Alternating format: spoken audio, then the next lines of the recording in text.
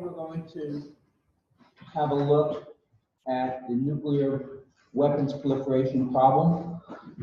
For a long time, this problem was, I'd say, viewed a little statically. It was a matter of using diplomacy and some economic leverage to try to dissuade countries from acquiring nuclear weapons. That has only been partially successful. And what I want to focus on today are the real proliferation problems that currently exist and the U.S. perspective on how to deal with it. Each one is a hornet's nest of difficulties. Now, if you read Diffin Naran's book, and he borrowed a bit from Paul Bracken, who had previously written a book called The Second Nuclear Age. Their main theme was, you know, the US-Soviet, US-Russian nuclear deterrence standoff is ancient history, and now the proliferation problem is about regional rivals. And that's true, but it's incomplete, because a lot's happening, which is a bit alarming on the nuclear proliferation front. I want to start off, in fact, with some comments about Russia. And you might say, well, why do I want to talk about Russia? I guess that's a dead issue. Well, it isn't quite a dead issue. Not only has Putin, if you've been following what he's been saying and doing, and his speech recently on new nuclear weapons and torpedoes and cruise missiles and all that, not only is he sort of verbally belligerent, but more importantly, they're doing things. And one of the things they're doing is they've developed a new doctrine called escalate to de-escalate. So what the heck does that mean?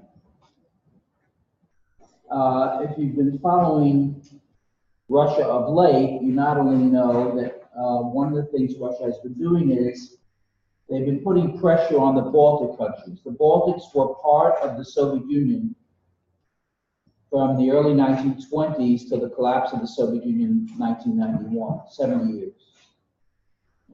The Baltic countries are Estonia, Latvia, and Lithuania. They all have Russian minority populations. Latvia, I think, is the largest, Estonia next, and Lithuania the least. And Estonia is contiguous to Russia. I think the actual driving time from Tallinn, the capital of Estonia, to St. Petersburg is about 4 hours. So they are next door neighbors to Russia, and everything that Putin is saying and doing is suggesting that he's not accepting the fact that the Baltics are no longer part of Russian influence. He's seeking to reclaim influence over the Baltics. And rather ominously, a few months ago, because nuclear weapons are part of a broader geostrategy, Russia had its largest single conventional force maneuvers since the collapse of the Soviet Union in 1991, right on the border with Estonia. Over 100,000 troops, armored, mechanized systems, artillery. This is not a sort of vote of confidence and hello. It's basically saying, we're here, we're tough guys, and we may want to tell you what you want to do. So in the interim, in the late 90s under Clinton, the three Baltic states requested and were granted admission to NATO. So they are members of the North Atlantic Treaty Organization, and NATO, we haven't discussed this in great detail in this class, but NATO is a collective defense treaty. which means explicitly that if any one NATO member is attacked, and there are now 28, it's synonymous with all 28 being attacked, and requires all 28 members to come to the aid of the member that was attacked. This is stipulated in Article 5 of the NATO North Atlantic Treaty. Do you know when the Article 5 was ever implemented in the past? Sorry? 9/11. Yes, ironically, so this was set up thinking the U.S. will come to the aid of X, Y, and Z. It never happened throughout the entire Cold War from 1949 to 1991. But in 2001, when the U.S. was attacked by Al-Qaeda, the NATO Article 5 treaty was invoked. And when the U.S. said we want to go into Afghanistan to get Al-Qaeda, Germany and several other NATO countries joined the United States. So the only time Article 5 was implemented was to assist the United States, not the United States doing the assistance. This time, the Baltics have said we need the protection of NATO in the face of Russian intimidation and possibly even attack. And this has led to the U.S. deploying some forces in northern Poland, which is close to the Baltics, and elsewhere in the expanded NATO in the Eastern European part of NATO. And I don't want to get too far into all of the other military issues because it's a nuclear class. So let's come back then to the escalate to de-escalate doctrine.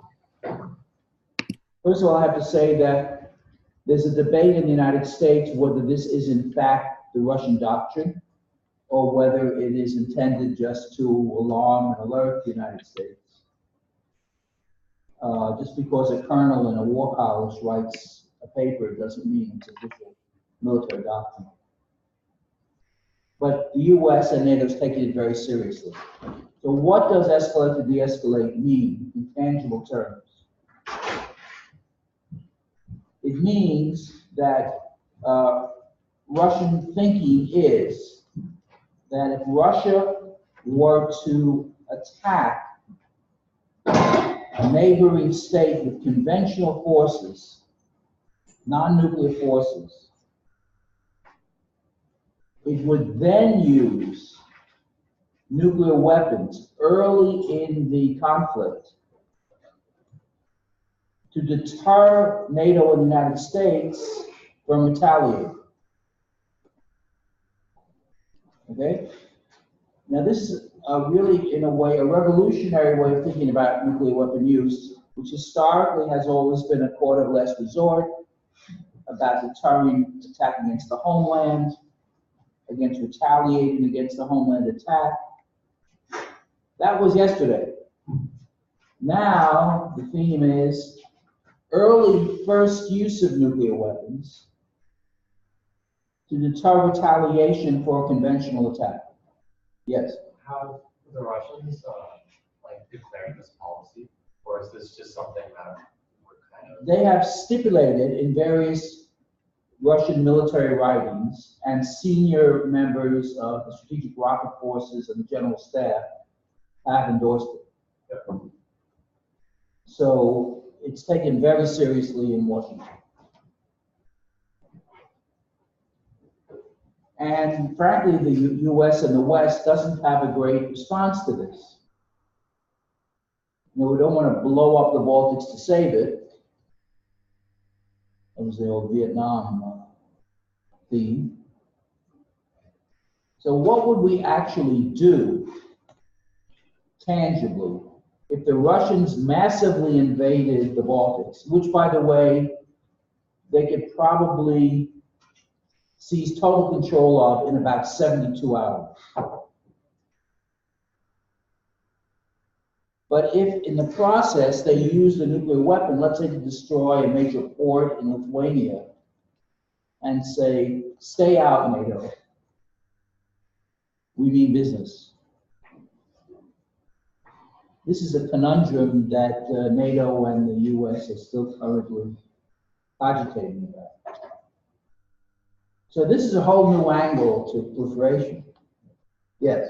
So wouldn't it be advantageous or recommended to, basically you're saying it's 72 hours and the Russian forces will roll in and take over the so if you have US, so not putting US troops there allows them to do that, and then you need to respond to the attack rather than saying, hey, you attacked a US base. Well, first of all, Estonia, Latvia, and Lithuania are NATO members. So whether there are any US forces there or not, an attack on NATO territory is an attack on the United States. So, you know, in discussions about this, and I've been sort of immersed in this, there are many who say this is, you know, don't worry about it. This is Putin declaring war on the United States. He's not going to do it. It's crazy. But you know, crazier things have happened in the past. The whole history of warfare is about crazy things that shouldn't have happened, couldn't have happened, will never happen, and happened. So that's not the issue. The US has not put forces in the Baltics, but they, of course, reinforced pledges to their defense as NATO members, and they put forces nearby. Lee. Do you think we could get any insight into this by looking at what happened in Ukraine? I mean, they're not part of NATO yet. Right. So thank heavens that hasn't been tried yet. Right. But if they hadn't been, would you think that the actions would have been the same that we saw both with Crimea and then Eastern Ukraine? And then a corollary to this, if Ukraine hadn't given up its nuclear weapons, Right. what do you think would have happened? That's a tough question. So of course, I mean, Ukraine is quite a different situation. As Lee says, it's never been a NATO member. And in fact, the history, the origins of the Duchy of Muscovy go back to Kiev and Ukraine. Ukraine is the birthplace of Russia. And in Russian language, Ukraine is called the neighborhood. It's an intimate part of Russia. And Putin used that terminology in his defense of the involvement with Crimea.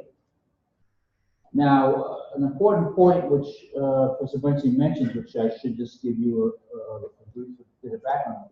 There was a Budapest Declaration, Budapest, capital of Hungary. There was a declaration there in 1994, in the Clinton years. US, Russia, and Britain. Ukraine held nuclear weapons on its territory from the days of the Soviet Union. By the way, Ukraine is actually the premier developer of missile technology in the former Soviet Union. And the US, of course, wanted the nuclear weapons out of Ukraine. That's part of non-proliferation policy. So Ukraine said, look, you know, we've been free from the Russians for 3 years. You know, we're not going to give this thing up. You got to be out of your mind. And Clinton said, not to worry. We'll sign a piece of paper. You've heard this before? We'll sign a piece of paper pledging that if you give up your nuclear weapons, we'll provide energy security and national security. We'll guarantee your independence, not a problem, and we'll provide you with energy for your economy.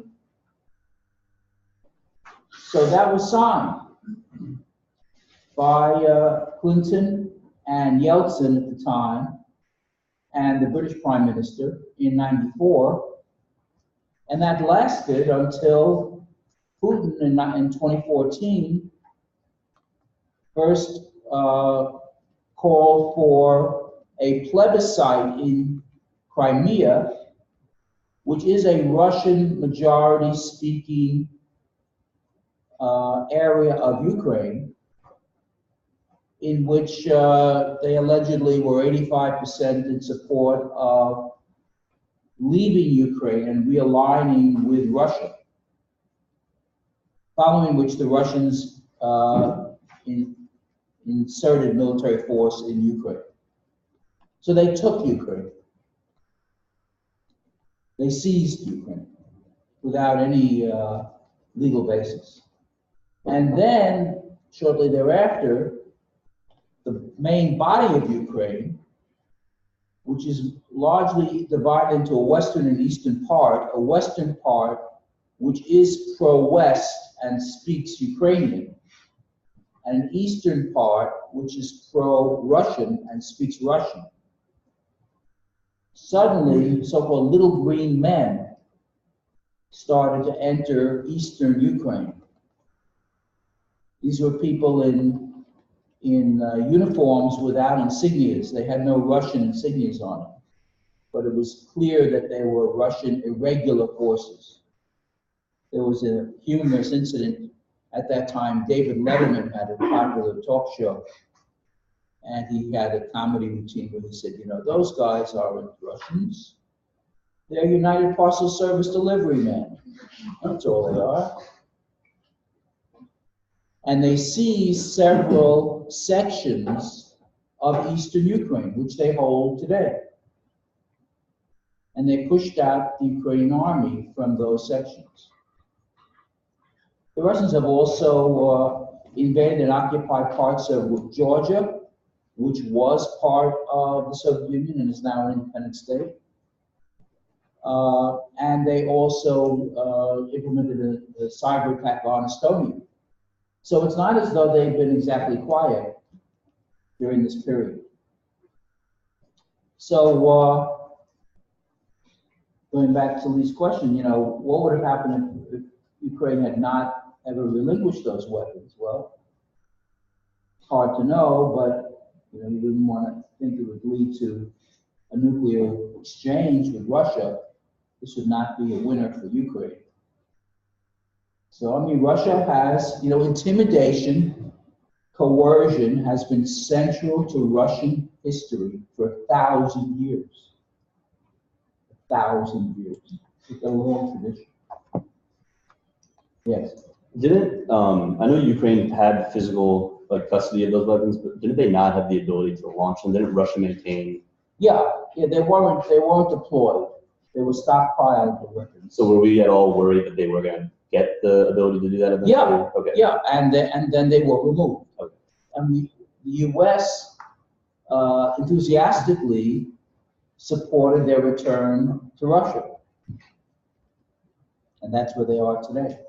Ukraine has no nuclear weapons. By the way, even in some other stuff, this gets into the North Korean issue. You may have followed last year in 2017, North Korea made amazing strides on its missile technology. There are actually photos that have been published on the web showing North Korean technicians in the Ukrainian missile facility. So it's very possible that Ukraine has been assisting North Korea in its missile program. But in any event, you know, that situation is sort of stable at the moment. There was concern that Russia was going to move west to take all of Ukraine, but they haven't done it. They haven't done it. And of course, there's no legal basis that the U.S. or the West has to deal with that. I mean, of course, it's a violation of sovereignty. But you know, they're not a NATO member. They're not part of any. They're part of the United Nations. They can go to the United Nations, and then any effort by the Security Council would be vetoed by Russia. So Ukraine really has almost no recourse.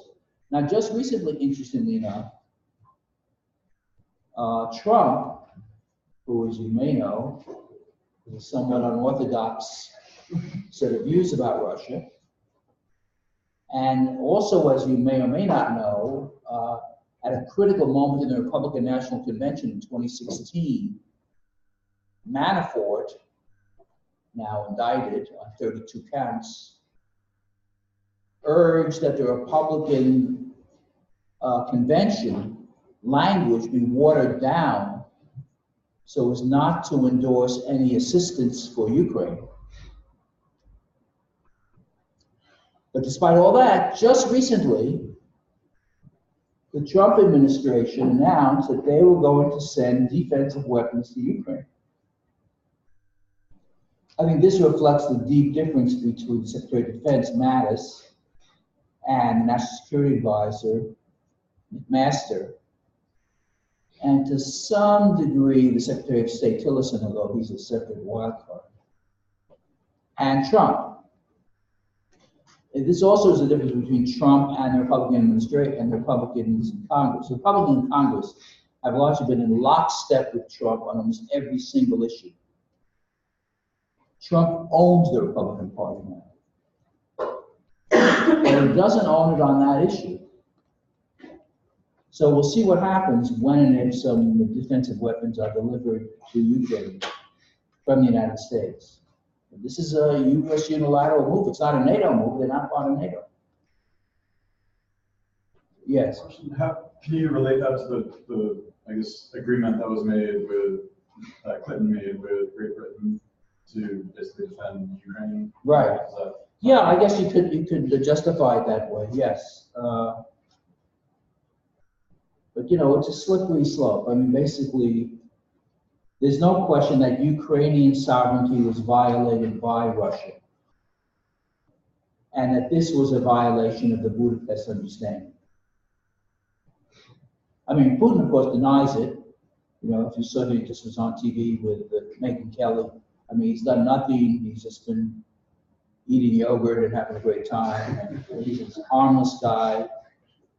You know, so. It's a dicey situation now. I mean, if you visit that area, they're very concerned about what Russia might do. I think I may have mentioned, and this was long before it happened, maybe I didn't mention it, it's worth it, 30 seconds. I served in the Defense Department in the first 2 years of the Obama administration. And part of the job of the Assistant Secretary of Defense for Global Strategic Affairs is to chair the NATO high-level group. The NATO high-level group is the group that reviews nuclear weapons policy for NATO. So I had a chance to chair these meetings in Brussels with the 28 members. Now actually only 27 members because France doesn't participate. France has two views. They may join, they may not join, and they don't join the high-level group. So I chaired these meetings with all these members, right? Germany, with Britain, with Portugal, with Poland, all members.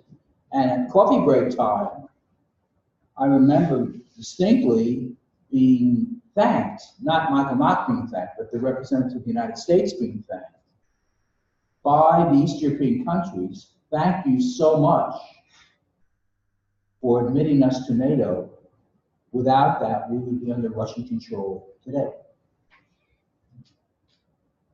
And that was 4 years before Putin went into Crimea. Yes. Going back to the escalate to de-escalate strategy, what is NATO's official policy? Like, what were the course of action if a NATO member were to be attacked with a nuclear? You know, it's just it requires the total commitment of all the NATO members to the defense of that country. Details to be provided. But would it require nuclear retaliation? That's not. That's unstated. Unstated. It's a very sort of cloudy, slippery slope. Yes. Do you mind talking a little bit more about like how these meetings are conducted, how you sit around a table, like what that actually looks like? The NATO high-level group. Mm-hmm. Yeah, I mean it's a. You know, the Europeans put on a nice meeting. Mixed schlag is good. It's a very fattening opportunity there. Danish and good stuff. It turns out, as I said, you know, U.S. has dominated NATO throughout its history. And this is one group that has always had an American chair. The deputy chair was British, who was close, you know, to the United States like that. We have basically intimate ties with the British. on strategy and tactics and budgets and politics and all of this. And this man was a two-star special forces general who led groups in Afghanistan. Very terrific guy. And we came with various agenda items to discuss. Some, based on Washington initiatives, some responding to things that they were interested in. 2009, 2010, things were pretty quiet in Russia. And they had been in Georgia. They had attacked Estonia, but they hadn't done anything else. And it was also a period when Obama, who was our leader, was calling for a Russia reset button. He wants to improve relations with Russia, so he wasn't interested in a belligerent NATO responses to Russia. So it was more about making sure that our policies were understood and consistent, and everybody was on board. I'd say leave it at that. I was just classified stuff that went on. It's very interesting spirit. One of the highlights for me at the end, kind of something silly. This is also way before your time, but there used to be a wonderful program on PBS called Yes Minister.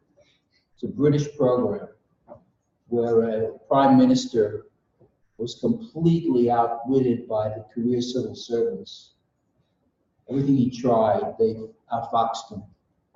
And he gave me the text of all the episodes. And that's my final gift when I left. I had been outfoxed by then. Anyway, I can't, that's a long time on the first item. We have 8 items here. So, one final point is that the U.S. has just issued the nuclear posture review. I was involved in the last one in 2010. This 2018 just came out. And they have, the nuclear posture review talks about sea-based low-yield cruise missiles, which could be viewed as a counter to a Russian nuclear use in the Baltics. In other words, we wouldn't want to blow up the world if they use a nuclear weapon, but we might want to use a nuclear response. Now, it hasn't happened. There's been none of this since 1945. So we're on uncharted territory. But it shows you that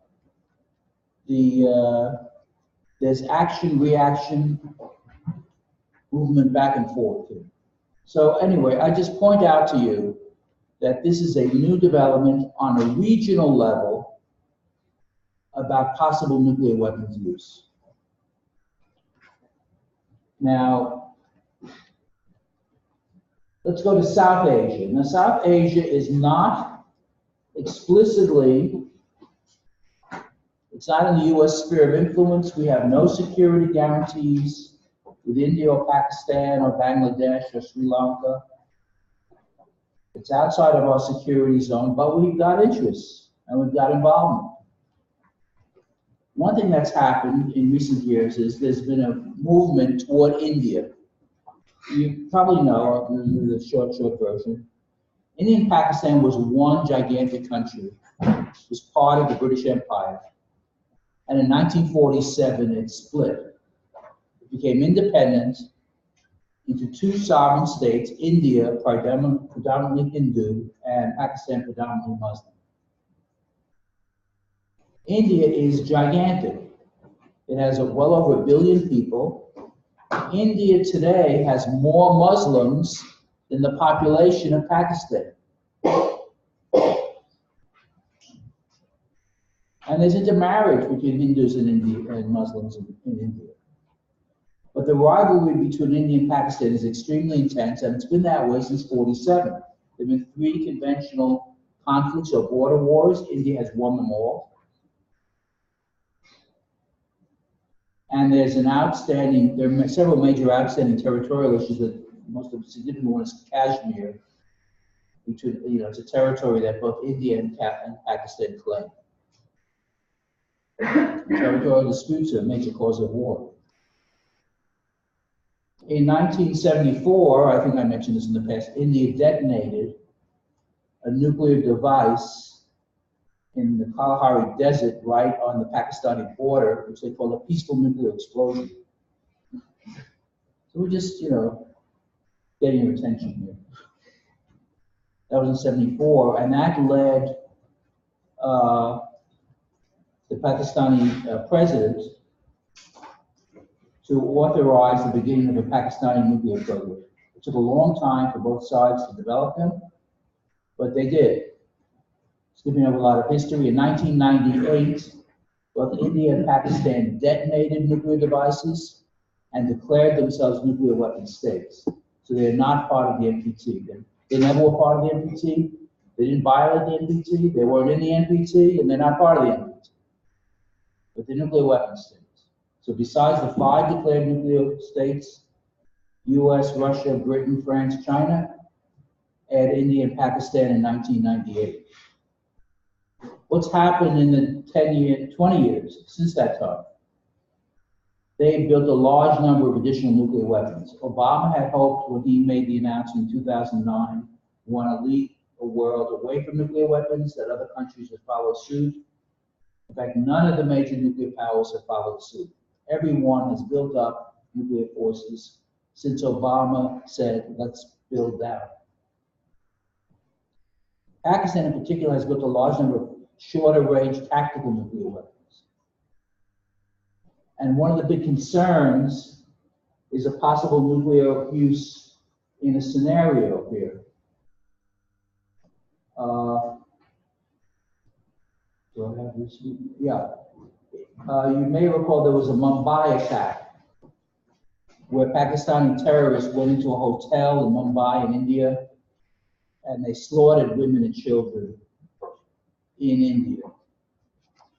And the Indian government was really under tremendous pressure to retaliate. And the Bush administration sent a senior official there, Rich Armitage, and they persuaded him not to retaliate, and they didn't. So the concern now is there could be a repeat of the Mumbai attack. You have Modi, the head of India now, is a very Trump-like figure, that guy. And the thought would be that Modi would then retaliate against the terrorist attack on Indian territory with the use of Indian conventional forces on Pakistani territory, going after the terrorists. The Pakistanis have lost 3 conventional wars to India, would not be able to counter the Indian conventional forces. So according to the scenario, they would use short-range tactical nuclear weapons, Pakistan would, on their own territory, destroying Indian forces. And this then would trigger a major retaliation by India against Pakistan. So this would be an absolutely calamitous set of circumstances. There'd be probably hundreds of thousands or millions of people killed. There'd be tremendous environmental damage. It would be unprecedented catastrophe. But it's not out of the question.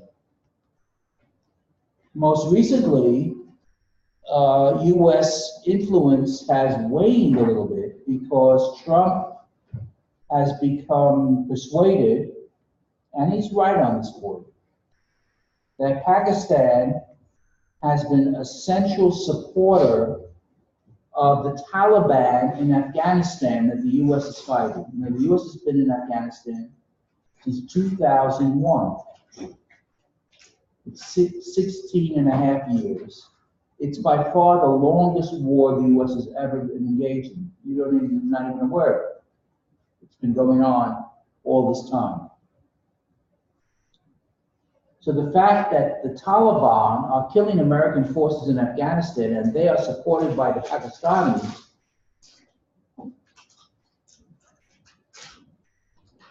which of course Obama knew all about but didn't respond to, Trump has said it's intolerable, especially since we're giving Pakistan $300 million in military aid. So Trump has just suspended the military aid to Pakistan. The Chinese have come back into Pakistan where they already had good ties. Pakistan ties were good because China and India are the rivals. You know, in international relations, they say the enemy of my enemy is my friend. So a weakening of U.S.-Pakistani relations over the terrorism issue could reduce U.S. influence over Pakistan's use of nuclear weapons in an India-Pakistan conflict.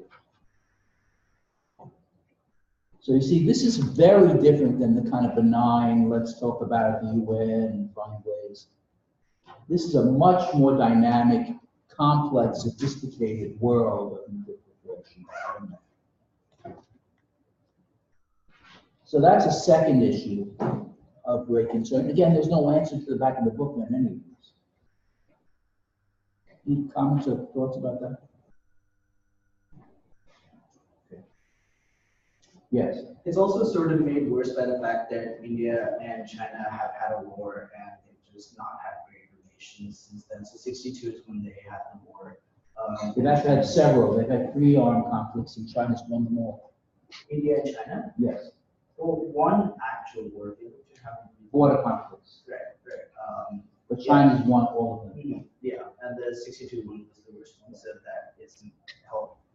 India and US did sign a nuclear agreement, the 123 nuclear. Yes, on nuclear assistance. Right. Peaceful use of nuclear energy, not Right.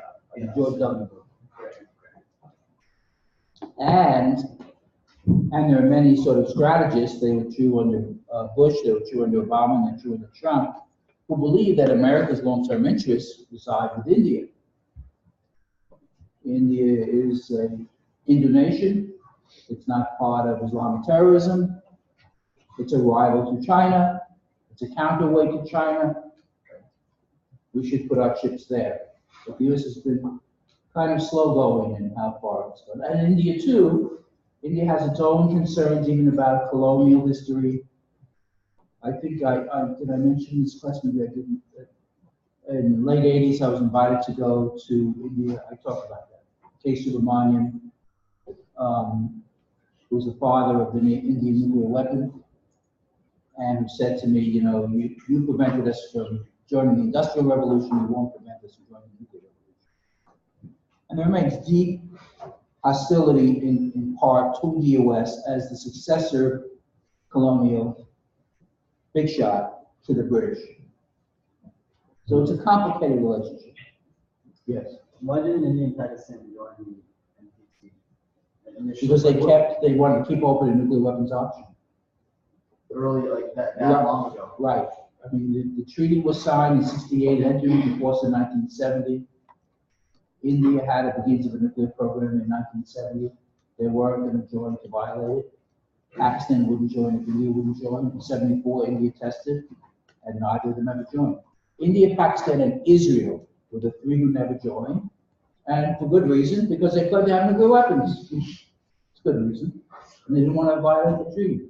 Yes. I think just like adding on to the answer is because so during the Cold War, India was one of the 5 member states that started NAM, which was the non-aligned movement.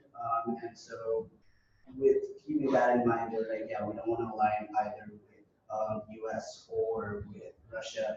Though they did end up aligning with more with Russia, but like with that, they just like had this idea that they're not really going to sign any agreements that the US puts forward that imposes like sanctions on the rest of the world. So that's No, but I don't think that's actually correct on the NPT.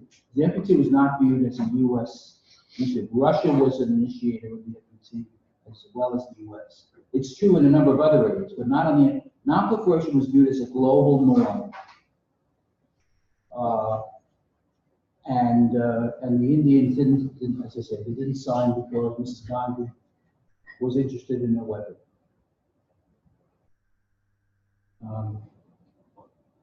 Okay, so I'd say this is very important. It could be the place where nuclear weapons are next used, but in terms of U.S. national security, it's not at the tippy top of the list. Now, another thing that's happened over the years, which is an organizational point, is number 3. is that nuclear non-proliferation was the province of the State Department. It's about diplomacy, it's about the treaties, it's about violations of the treaties, it's all about what the State Department does. But in 1994, when Bill Perry was Secretary of Defense, they were of the view that defense can play an important role, not so much in non-proliferation, but in counter-proliferation. And that has held through the subsequent administrations. It was true under Obama when I was there. It's true under Trump and Mattis today. Nuclear counter-proliferation includes things like the Proliferation Security Initiative, which is a group of like-minded countries who have joined together to try to stop weapons proliferation, physically intercede to stop countries from acquiring weapons-grade material. Another feature that Obama introduced, which I think personally was a very useful idea, was actually a White House initiative, but has not been sustained by Trump. It's called the Nuclear Security Summits. Here, under Obama, his main concern was about terrorist acquisition of nuclear materials. And the Nuclear Security Summits were meetings of heads of state. The first meeting was in Washington in 2010. I was at that meeting. And then there was one in Korea, and there was one in Europe. And the name of the game was for governments to voluntarily relinquish their fissile material. And at these summits, Ukraine, Chile, and Japan were three countries that in fact did relinquish nuclear material. The Japanese gave up a good chunk of plutonium that it had, although it manufactures more in a year than it gave up in the whole summit. And the whole point was, if you get that stuff under control, under lock and key, it reduces the likelihood of terrorist acquisition of these weapons. But right now, the Nuclear Security Summit is at least in limbo, and it may be dead. I haven't heard anyone in the Trump administration talk about it. So, yes. So you mentioned that Obama's largest concern was the terrorist acquisition of nuclear materials. However, the nuclear security summit only brought together the heads of state. So was the purpose of them the heads of state to come together to ensure that terrorist organizations wouldn't acquire? So that the heads of state would order their governments to relinquish control of fissile material that they had, which could have been stolen or bought or seized by terrorists. But wouldn't one other question is I think we talked about this, that like terrorist organizations don't necessarily have mind power or have the ability to produce nuclear weapons. So right. What is this Obama's biggest concern? Well, he thought that they could join with others. There might be countries, so-called rogue states like North Korea or Iran, who might assist terrorist groups. And he felt at that time that the era of great power competition was waning. This is now the new nuclear posture review, and the new nuclear strategy of Trump begins by saying we are in the era of the renewal of great power competition. So that lasted about 8 years. Right? Because these days, there is an intense U.S.-Russia and U.S.-China rivalry, deeply intense, across a whole range of issues. And that was not the Obama worldview in 2009. We still, after 9/11, we're still fighting terrorists in Iraq and Afghanistan. His focus was on terrorists. So I just wanted to mention that for any of you who will go into this business on the organizational side, you can work on nuclear proliferation in defense under counter-proliferation. Okay, the next piece of the proliferation issue has to do with China. Now, China has very strong interests, of course, in its region. Taiwan is the wayward province of China from the Chinese Revolution. and China does not recognize Taiwan as a sovereign state, as an independent state. And the US has had a long-standing, somewhat vaguely worded commitment to provide military assistance to Taiwan to defend themselves. This goes back to the Shanghai Communique Nixon had with Mao Zedong in 1972. Most recently, China has developed significant maritime capabilities and is flexing its muscles to control the South China Sea and the East China Sea. And these are critical areas because they're international waterways and major transportation routes for international commerce from Korea and Japan south to Southeast Asia and into the Indian Ocean and the Pacific and so forth. So historically, the US, which sees itself as a Pacific power, has responded to crises in East Asia with power projection forces, mostly led by aircraft carriers. An aircraft carrier today, a modern aircraft carrier, has about 110, 120 aircraft. 85 or 90 of them are there to protect the carrier. The others are offensive aircraft to attack targets. They also have cruise missiles. So they are a major method by which the US projects its military power in East Asia. It's the dominant method. Now the US has bases, of course, bases in Japan, 58,000 troops and airmen there. South Korea, 28,000 troops there. Guam, a major base there. But what appears to be happening, just as we've detected the Russian change in doctrine, there's a Chinese change in doctrine, for which the US, the Chinese don't call it this, but the US does. We call their doctrine A2AD, anti-access area denial. And the theme of the Chinese doctrine, as we understand it, is not to mimic US forces, not to compete with US forces like the Russians did in the Cold War, but to develop countervailing capabilities to nullify US forces. So you're worried about US carriers? Have missiles that are carrier killers. They're big lumbering things. They can be blown out of the water. US needs satellites to communicate for early warning, for situational awareness. Test anti-satellite weapons that can nullify the US satellite capability. The US uses their network cyber communication systems, have cyber systems that can impede US communication. In other words, have a whole set of systems that can nullify US capabilities. This has been known since at least the end of the Bush administration into the Obama administration. Anti-access area denial.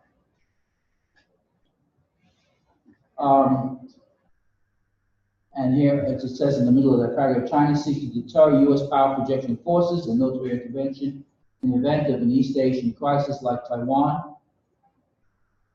Taiwan is considered the 19th wayward province of China. So what the US is doing is responding to Chinese efforts to nullify US capabilities by building capabilities to nullify their capabilities to nullify our capabilities. Measure, countermeasure, countermeasure is the essence of warfare throughout human history. Measure, countermeasure, countermeasure. So, is this a proliferation issue? No, not exactly. And the Chinese are developing stronger nuclear weapon systems. They are also building intercontinental ballistic missiles that can hit US targets. They already have maybe 25. and they're building more. You know, we're focusing a lot about North Korea's ability to hit the US. China's had the ability to hit the US for quite a while. The US does not acknowledge it. The US acknowledges so assured destruction relationship with Russia, that we could destroy them, but they could destroy us in retaliation and vice versa. We do not acknowledge that relationship with China. Whether that will change over time, hard to know. You see how complicated the China situation is. We've got very complex economic, tariff, trade issues with them. At the same time, we want their assistance on North Korea. So neither of these relationships are purely adversarial. They're complex, competitive, and cooperative relationships. There's a tremendous amount of attention going on to number 4 in Washington. There are thousands of people in the intelligence community, Defense Department, the State Department, the services working on number 4. This is a top priority, far in excess of number 2.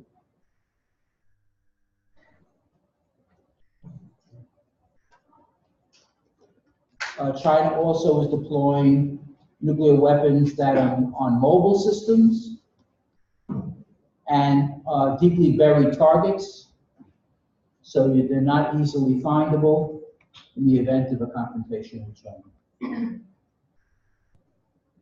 They're very sophisticated capabilities. Yet they only may have, according to unclassified sources, 250, 300 weapons, compared to the US of several thousand weapons. So it's not just a numbers game, it's a capabilities game. Yes. Have they exploded a thermonuclear weapon? Yes, of course. They detonated many nuclear weapons right through into the 1990s. Other comments or questions about number 4? I'm losing people here. They're disappearing. Okay? Number 5. How do we do that? Hey.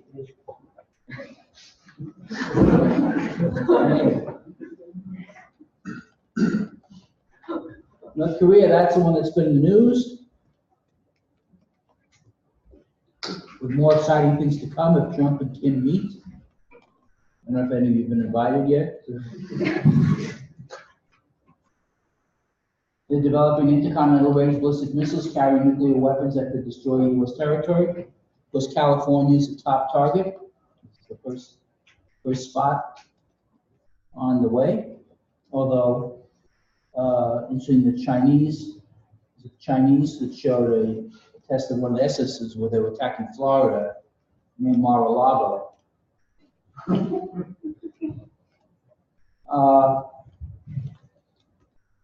Intended to deter U.S. intervention in DPRK so that they would retain their regime.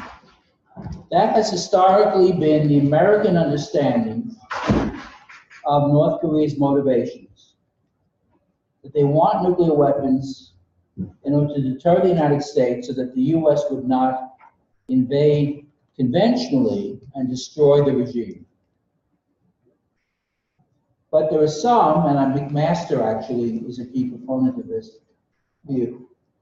See, that's a benign interpretation of Kim Jong-un, but there's a malevolent interpretation that if he had forces that could destroy the U.S. and therefore deter the U.S. from involvement, he could then attack South Korea and deter the United States from supporting South Korean defense. The U.S. has 27,000 troops in South Korea, got 100,000 Americans living there.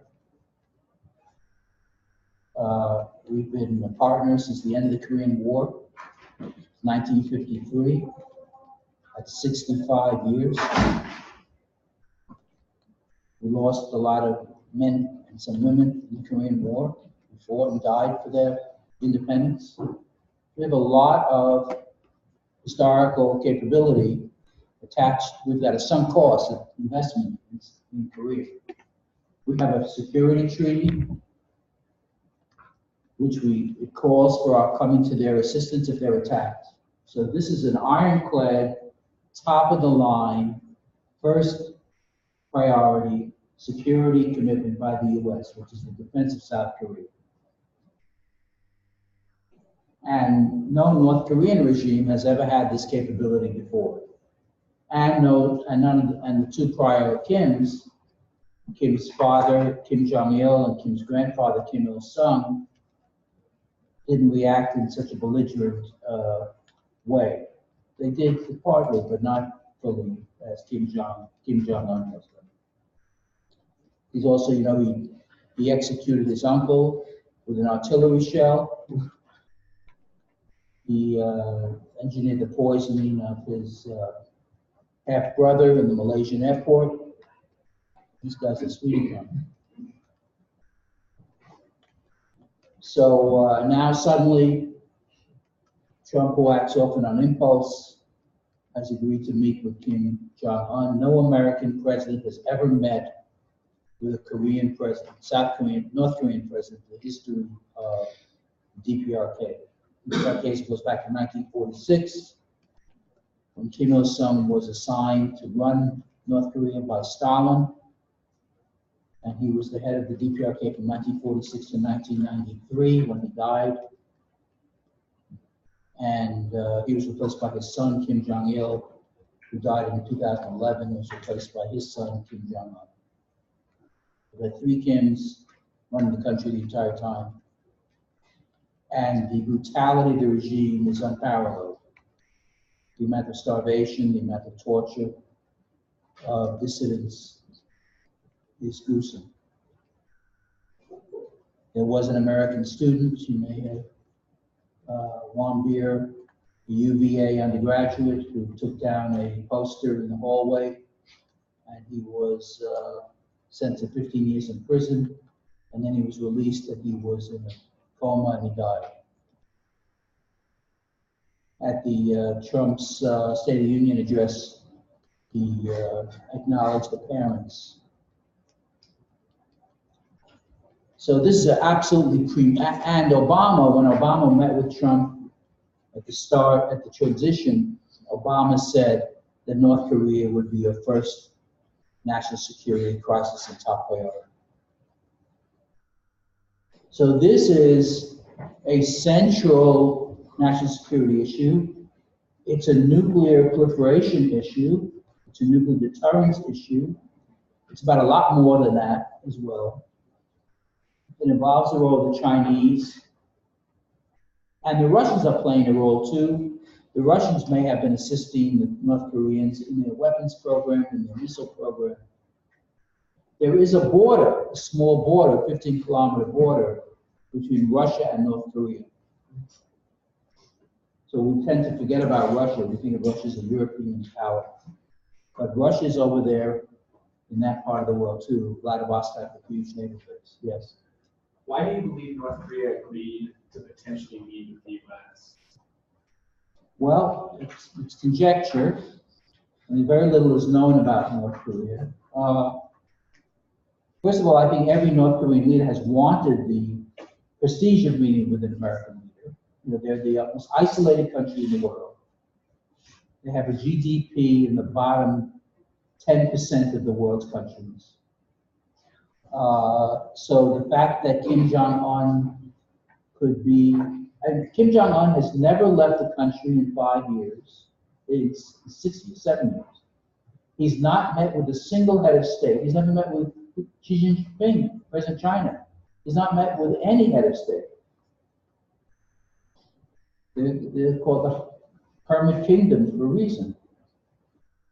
So I think it's to bolster prestige, and also because I think he thinks that maybe they can get stuff from the U.S. They can get economic sanctions lifted. They may even get economic or energy assistance. There isn't anything that a modern society uses that they don't need. They need everything. Now they get stuff smuggled in. He drives a Mercedes. He drinks fancy cognac. He his Swedish teenage girls to his pleasure, all documented. But for the other 21 million people, they're not so well off. So it's a totally unprecedented set of circumstances. It's very bizarre. You've got two leaders who sort of very unusual in how they behave. And it's also, I'd say, very dangerous. It's very dangerous because if it turns out Trump meets with Kim Jong-un and he gets nothing out of it, he thinks it's a waste of time, and he comes back in a belligerent mood, who knows what will happen? Remember the language that he's used about North Korea, fire and fury. They would be experiencing the worst catastrophe in human history. So there's absolutely premier numero uno nuclear security problem and proliferation problem.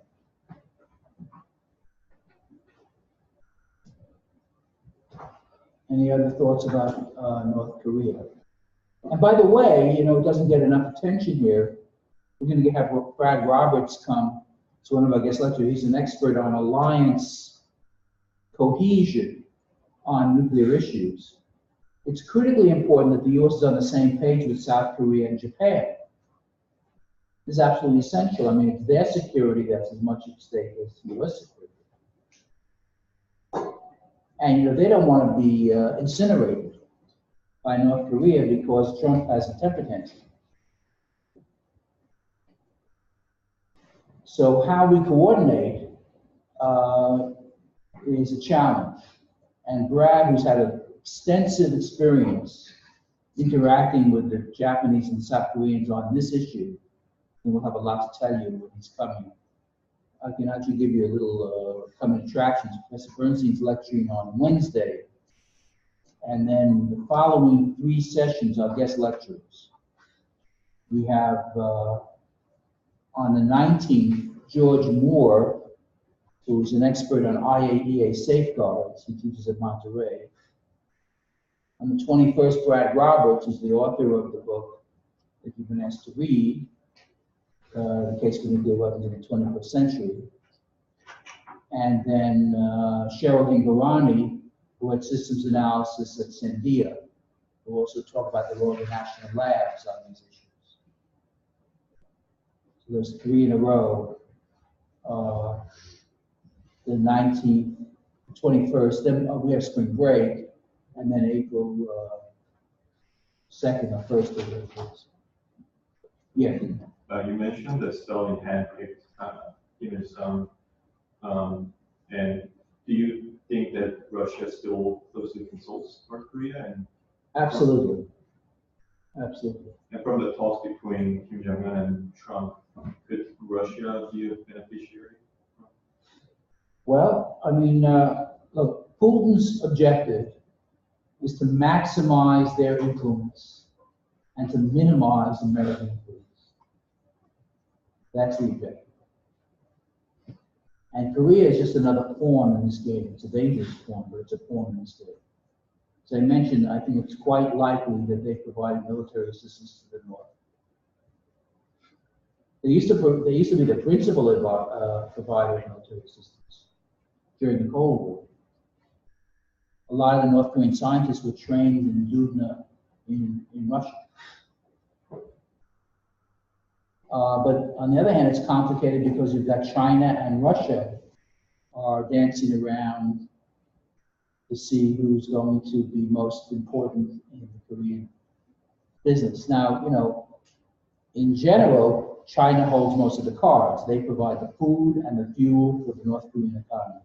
They're contiguous to North Korea with a large border. There could be several million North Korean refugees who could flee North Korea in the event of a new Korean war. So China would be impacted very greatly in the northeastern part of China. It's China that Trump reached out to Xi Jinping, that he's tried to get to be on the same page on economic sanctions. U.S. has had a very China-focused policy toward North Korea, but Russia is a player. And Russia and China have a relationship. They have renewed security ties. So you can't count Russia out, especially Putin, who's a very aggressive, very assertive, strategic thinker about ways to capitalize on opportunities to gain Russian influence and to weaken the United States.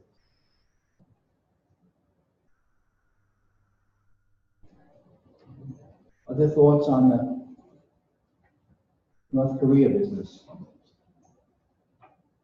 And see, that's quite separable in a way, although also at the same time integrated, to the whole China A2AD business, which I talked about earlier.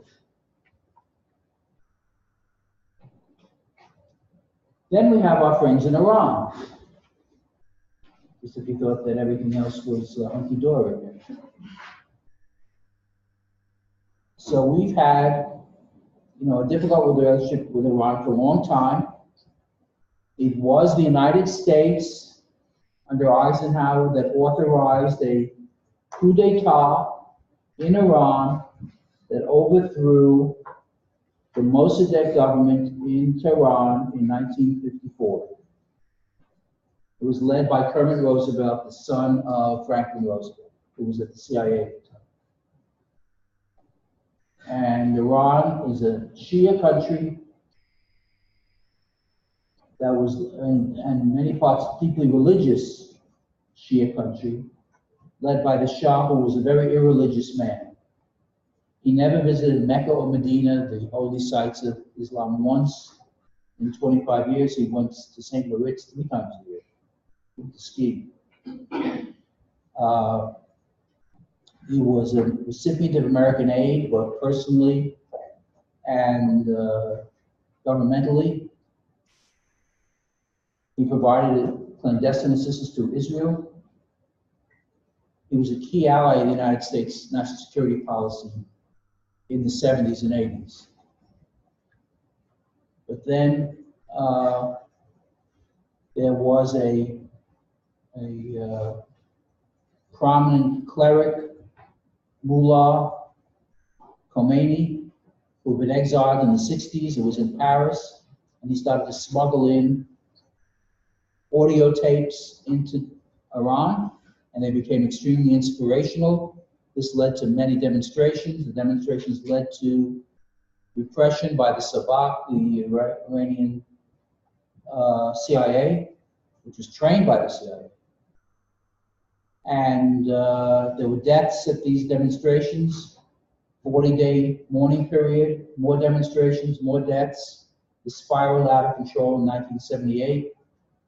And the Shah, who had cancer, nobody knew that, and had made a fundamental decision not to use the army to attack the demonstrators. He fled the country, and Khomeini came into power in January '79. After a very brief period, the U.S. was declared the Great Satan, and the U.S. Embassy was seized. There were 52 American hostages held hostage for 444 days, till Reagan came into power at the end of January 1981. Since that time, we've had a virulently hostile relationship with Iran in all areas. There were no diplomatic relations. I've been very concerned about their nuclear weapons program. They used German centrifuges. They had a lot of support from other European countries. They're a rich country. They have a lot of oil. But they spread out. They built up allied groups, Hezbollah, a Shia group in Lebanon that controls all of southern Lebanon and is now in Syria. They support forces in Yemen. They worked with the Russians in Iraq and Syria to support President Assad. And of course, they declared death to Israel. Israel will be destroyed, they now say, within 25 years.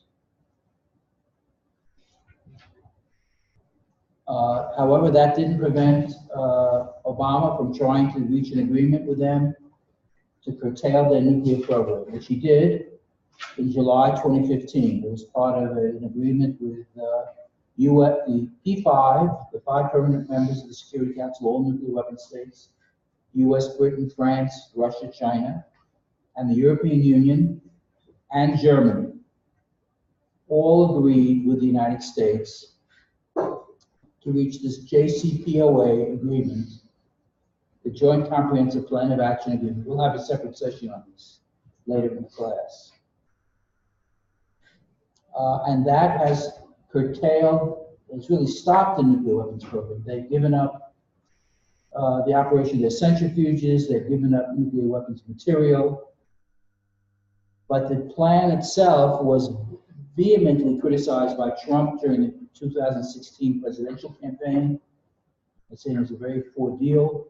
The Israeli Prime Minister Netanyahu came to the US and spoke to a joint session of Congress. This was unprecedented, to denounce the agreement.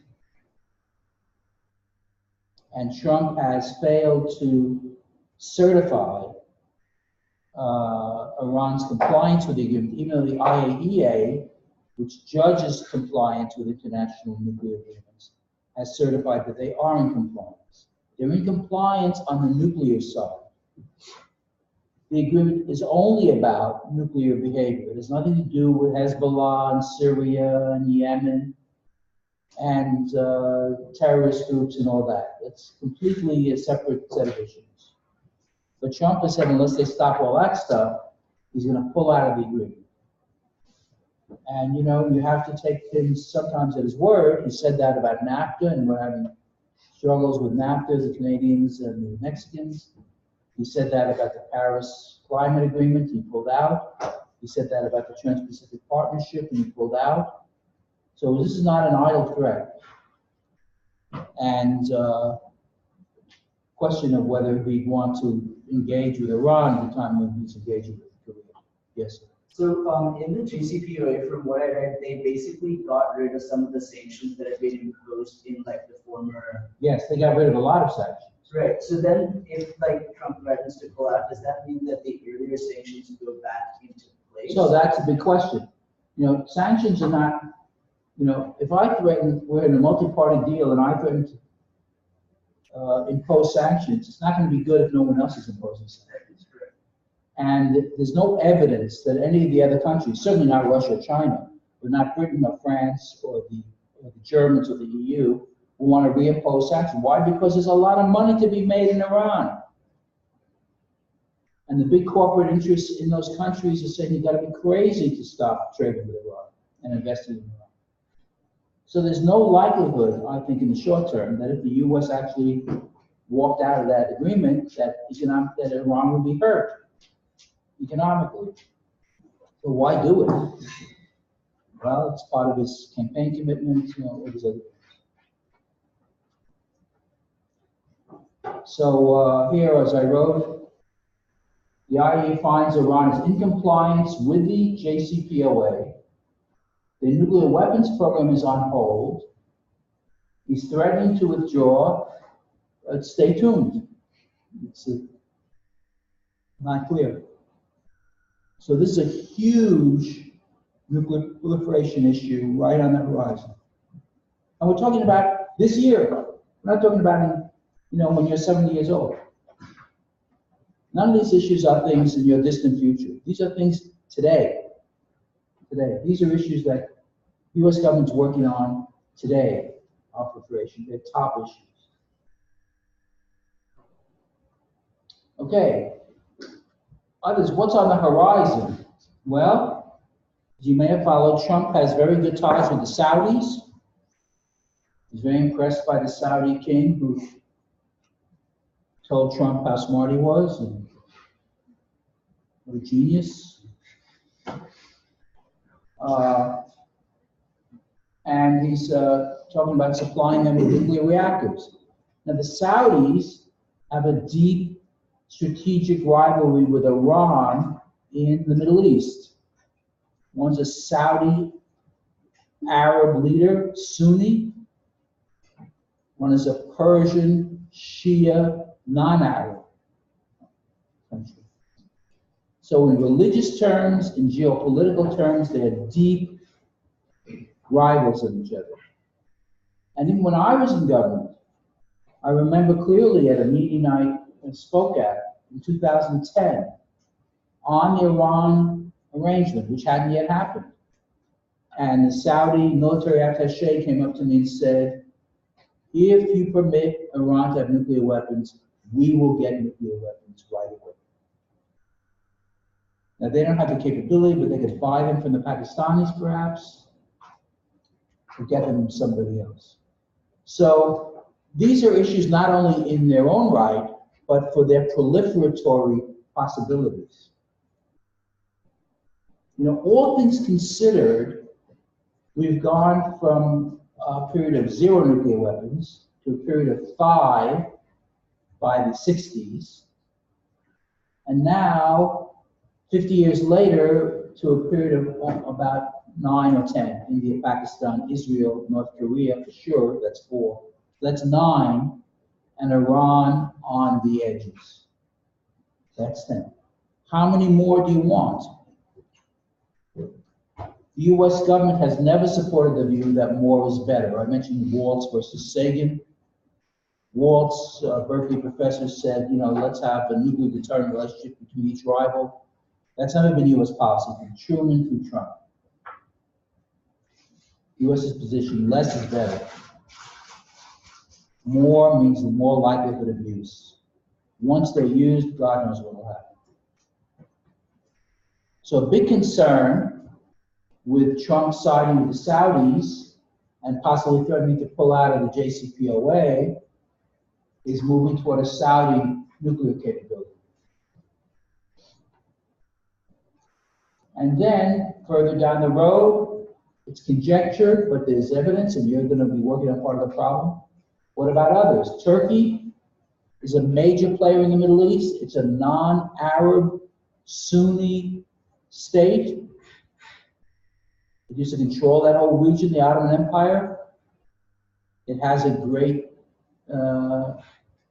power figure in Erdogan. We have a whole bunch of these guys now. Xi Jinping now life term, just announced. Putin, when he spoke with Megyn Kelly, they said, what about beyond 2024? He says, we'll see. Trump said that's a neat idea. He's been thinking about it as well. Never say never. Never say never. So Turkey is a possible nuclear aspirant. Also in the Middle East, I didn't put it down because it's sort of been a bit on the back burner, but not necessarily, is Egypt. El-Sisi, another power figure, army general. Egypt, a great country. Would he want to sit around in the Middle East if Turkey and Iran and Saudi Arabia have nuclear weapons and Egypt does not? Not clear. And then back in East Asia, where you guys are focusing on your project, Japan and South Korea, the resolution of the North Korean nuclear issue is also all about nuclear non-proliferation with Japan and South Korea. That's your project.